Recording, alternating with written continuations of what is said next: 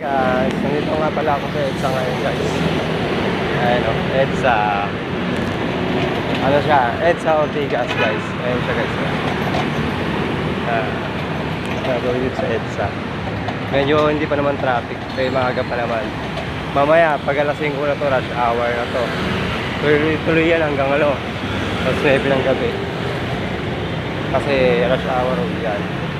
Yung hagdanan guys, oh. Hagdanan papuntang MRT Ortigas. Baba lang yan guys. Ito guys, masigit dito. Sige, anulanan. Kasi pasalubungan dito mga tao. Basta kung sino nakagawin dito sa may ano, Ortigas. Ortigas. May mga namamalimos pa rin ito guys. Nakakaawa naman. Ito guys. MRT guys. Dito ako sa ilalim ng MRT, naglalakad.